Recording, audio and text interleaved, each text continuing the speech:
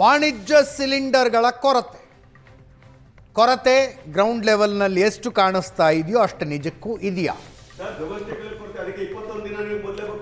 ಮೊದಲು ಕಂಡೀಷನ್ ಇರಲಿಲ್ಲ, ಇವತ್ತು ಯಾಕೆ ಆಗ್ತಾ ಇದೆ ಅಲ್ಲೂ ಕೂಡ ಕೊರತೆ ಕಾಣ್ತದೆ. ನಾಗರಾಜ್ ಯಾದವ್, ಯುದ್ಧದ ಸನ್ನಿವೇಶಗಳನ್ನ ಈ ದೇಶ ಬಹಳ ಎದುರಿಸಿದೆ, ತನ್ನೊಳಗೂ ಎದುರಿಸಿದೆ. ಸಹಕಾರ ಇದೆ, ಹೊರಗಡೆ ಯುದ್ಧದ ಪ್ರಭಾವವು ಬಹಳ ಆಗಿದೆ. ನಮ್ಮ ಸಹಕಾರ ಇದೇ ಇರಾನ್ ಇರಾಕ್ ಯುದ್ಧ ಆಗಿತ್ತಲ್ರಿ, ಭಾರತದ ಮೇಲೆ ಏನೂ ಪರಿಣಾಮ ಆಗಿರ್ಲಿಲ್ವಾ? ಇಲ್ಲ ಅಂತ ಹೇಳಿಲ್ಲ ಸರ್, ಎದುರಿಸ್ತೀವಿ. ಆದ್ರೆ ನೀವು ಓಪನ್ ಹಾರ್ಟೆಡ್ ಆಗಿ ವಿರೋಧ ಪಕ್ಷಗಳ ಕಾನ್ಫಿಡೆನ್ಸ್ ತಗೊಂಡು ಅದ್ರ ಬಗ್ಗೆ ಚರ್ಚೆ ಮಾಡಿ ಪರಿಹಾರಗಳು ಕಂಡುಕೋಬೇಕು. ನೀವು ಚರ್ಚೆ ಮಾಡಕ್ಕೆ ಬಿಡೋದಿಲ್ಲ.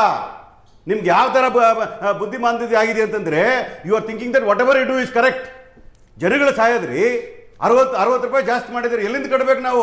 ಏನೋ ಗ್ಯಾರಂಟಿಗಳು ಕೊಟ್ಟಿದ್ವಿ, ಜನ ಬದುಕೊಳ್ತಾ ಇದ್ದಾರೆ. ಒಂದ್ ವೇಳೆ 2 ತಿಂಗಳು ಬಾಕಿ ಇರೋದೊಂದು ಕೊಟ್ಟು ಬಿಡ್ರಿ, ಜನರಿಗೆ ಹೆಲ್ಪ್ ಆಗುತ್ತೆ. ಇಂತ ಎಲ್ಲ ಕೊಡ್ತೀವಿ ನಾವು. ಒಂದೇನಾ ಯಾವ್ದು ಬಾಕೆಟ್ಗಳು? ಬಿಜೆಪಿ ಬಾಕೆಟ್ಗಳಕ್ಕೆ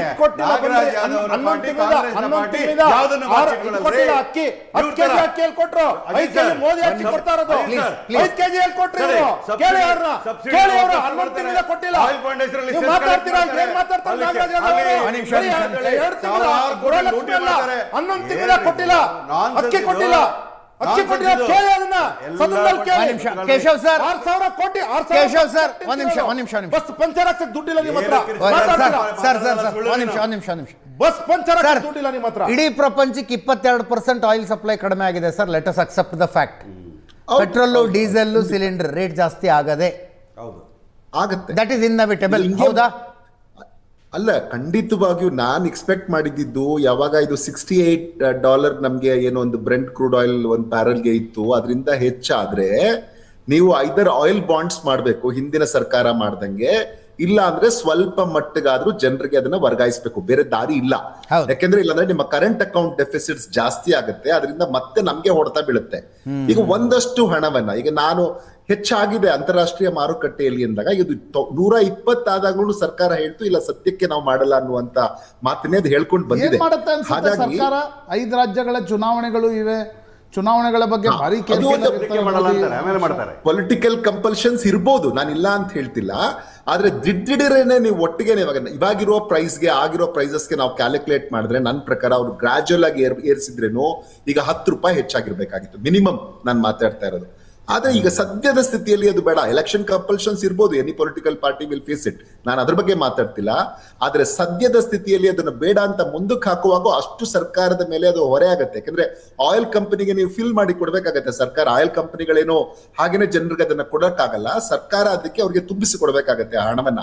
ಸೊ ಅದನ್ನ ಮಾಡ್ತಿದ್ದಾಗ ಏನಾಗುತ್ತೆ, ನಿಮ್ಗೆ ಹೆಚ್ಚು ಹೊರೆ ಆಯಿಲ್ ಕಂಪನಿ ಮೇಲೆ ಬಿದ್ದಾಗ ಮತ್ತೆ ಇವತ್ತೆಲ್ಲ ನಾಳೆ ಅದನ್ನ ಸರ್ಕಾರ ಕೊಡ್ಬೇಕು. ಅದನ್ನ ಯಾರಿಂದ ತಗೋಬೇಕು ದುಡ್ಡ? ಅಲ್ಲೇ ಮೋರ್ ಓವರ್ ಇವತ್ತಿನ ಸ್ಥಿತಿಯಲ್ಲಿ ಏನಿದೆ ಅಂತಂದ್ರೆ, ಡಿಫೆನ್ಸ್ಗೆ ನೀವು ಹೆಚ್ಚು ಅಲೋಕೇಶನ್ ಮಾಡ್ಲೇಬೇಕು. ಇವತ್ತಿನ ಸ್ಥಿತಿ ನೋಡಿದ್ರೆ ನಾವು ಅಂತಾರಾಷ್ಟ್ರೀಯ ಮಟ್ಟದಲ್ಲಿ ಭಾರತಕ್ಕೆ ಈಗ ಒಂದೊಂದು ಎಚ್ಚರಿಕೆಯ ಪಾಠ. ನಾವು ಕೇವಲ ಇದ್ರ ಮೇಲೆ ಮಾತ್ರ ನಾವು ಡಿಫೆನ್ಸ್ ನಾವು ಬರೀ FDIಗೆ ಅಲೋ ಮಾಡಿದೀವಿ, ನಮ್ಮಲ್ಲಿ ಪರವಾಗಿಲ್ಲ, ನಮ್ಮಲ್ಲೇ ಪ್ರೊಡಕ್ಷನ್ ಆಗ್ತಿದೆ ಅಂತ ಹೇಳಿ ಸುಮ್ಮನೆ ಕೂರುವಂತ ಸ್ಥಿತಿಯಲ್ಲಿ ಭಾರತ ಇಲ್ಲ. ಯಾಕೆಂತಂದ್ರೆ ಭಾರತ ಇನ್ನೂ ಹೆಚ್ಚು ಡಿಫೆನ್ಸ್ ಹಣವನ್ನ ಕೊಡ್ಬೇಕಾಗತ್ತೆ. ಆದ್ರೆ ಹಣಕ್ಕೆ ಬರೀ ನಾವು ಡಿಫೆನ್ಸ್ ಕೊಟ್ಟರೆ ಮಿಕ್ಕಿದ ಕೆಲಸವೇನು? ಡೆವಲಪ್ಮೆಂಟಲ್ ಪ್ರಾಜೆಕ್ಟ್ಸ್ ಕತೆ ಏನು? ಸೊ ಈ ಎಲ್ಲ ಟ್ರೇಡ್ ಆಫ್ ಇದ್ದೇ ಇರುತ್ತೆ ಸರ್ಕಾರಕ್ಕೆ. ಡೆವಲಪ್ಮೆಂಟು ಮಾಡಬೇಕು, ಅದ್ರ ಜೊತೆಗೆ ತನ್ನ ದೇಶವನ್ನ ಪ್ರೊಟೆಕ್ಟ್ ಮಾಡ್ಲಿಕ್ಕೆ ಬೇಕಾದಂತ ಡಿಫೆನ್ಸ್ ನೀಡ್ಸ್ಗೂ ಹಣವನ್ನ ಒದಗಿಸ್ಬೇಕು ಅನ್ನುವಾಗ ಟ್ರೇಡ್ ಆಫ್ ಇರುತ್ತೆ. ಸೊ ಅದನ್ನ ಮ್ಯಾನೇಜ್ ಮಾಡ್ಲಿಕ್ಕಾದ್ರೂ ಅವ್ರು ವರ್ಗಾವಣೆ ಈಗ ಮಾಡಿದ್ದೇನಕ್ಕೆ LPG ಸಿಲಿಂಡರ್ ಮೇಲೆ ಅಂತ ಎಲೆಕ್ಷನ್ ಅವಾಗ್ಲೂ ಇತ್ತು. ಆದ್ರೆ ಅದನ್ನ ಸಸ್ಟೈನ್ ಮಾಡಕ್ ಆಗ್ತಾ ಇರ್ಲಿಲ್ಲ. 60 ರೂಪೀಸ್ ಆದ್ರೂ ಮುಂಚೆ 60 ರೂಪಾಯಿ ವಾಪಸ್ ತಗೊಂಡಿದ್ರು, ಅದನ್ನ ಈಗ 60 ರೂಪಾಯಿ ಆದ್ರೂ ಕೊಡಿ ಅನ್ನುವಂಥದ್ರಲ್ಲಿ ಒಂದ್ ಸ್ವಲ್ಪ ಹೆಚ್ಚಳ ಮಾಡಿದ್ದಾರೆ. ಇದು ಯಾವುದೇ ಸರ್ಕಾರ ಇದ್ದಿದ್ದಿರ್ಲಿ, ಈಗ ಕೇಂದ್ರ ಸರ್ಕಾರದಲ್ಲಿ ಇವರಿದ್ದಾರೆ ಅವರಿದ್ದಾರೆ ಅಂತಲ್ಲ, ಯಾವುದೇ ಕೇಂದ್ರ ಸರ್ಕಾರ, ಯಾವುದೇ ಆಡಳಿತ, ಯಾವುದೇ ಪಕ್ಷದವರು ಇವತ್ತು ಕೇಂದ್ರ ಸರ್ಕಾರದಲ್ಲಿ ಇದ್ದಿದ್ರೆ ಇದನ್ನೇ ಮಾಡ್ಬೇಕಾಗಿತ್ತು. ಇವನ್ ಪೆಟ್ರೋಲ್ ಆಯಿಲ್ ಬೆಲೆ, ಪೆಟ್ರೋಲ್ ಡೀಸೆಲ್ ಆಗಿರ್ಲಿ, ಅದನ್ನ ಅವತ್ತು ಆಗಿತ್ತು. ಅವತ್ತೇನ್ ಮಾಡಿದ್ರು, ಆಯಿಲ್ ಬಾಂಡ್ಸ್ ಕೊಟ್ರು, ಜನಕ್ಕೆ ವರ್ಗಾಯಿಸ್ತಿಲ್ಲ. ಆಮೇಲೆ ಕೊನೆ ನಾವೇ ಲಾ ಕಟ್ಟಿದ್ದು, ಜನರೇ ಕಟ್ಟೋದು ಹೇಗೆ ಟ್ಯಾಕ್ಸ್. ಅದನ್ನೇ ಮಾಡ್ಬೇಕಾಗುತ್ತೆ. ಆಯಿಲ್ ಬಾಂಡ್ ಮಾಡುವ ಸಬ್ಸಿಡಿನೂ ಕೊಡ್ತಾ ಇದೀವಿ ನಾವು, 650 ರೂಪಾಯಿ ಸಬ್ಸಿಡಿ ಕೊಡ್ತಾ ಇದೀವಿ. ಇವ್ರು ಸಬ್ಸಿಡಿ ಕೊಡ್ದಿರ ಆಯಿಲ್ ಬಾಂಡ್ ಮಾಡ್ತೀನಿ. ನಾಳೆ ಚರ್ಚೆ ಮುಂದುವರ್ಸೋಣ, ಕಂಪ್ಯಾರಿಸನ್ ಮಾಡೋಣ. Thank you so much. Thank you Prashant. ಇದರೊಂದಿಗೆ ಇವತ್ತಿನ ಲೆಫ್ಟ್ ರೈಟ್ ಅಂಡ್ ಸೆಂಟರ್ ಮುಗಿಸ್ತಾ ಇದ್ದೀನಿ. ನೇರ ದಿಟ್ಟ ನಿರಂತರ ಸುದ್ದಿಗಾಗಿ ನೋಡ್ತಾ ಇರಿ ಏಷ್ಯಾನೆಟ್ ಸುವರ್ಣ ನ್ಯೂಸ್.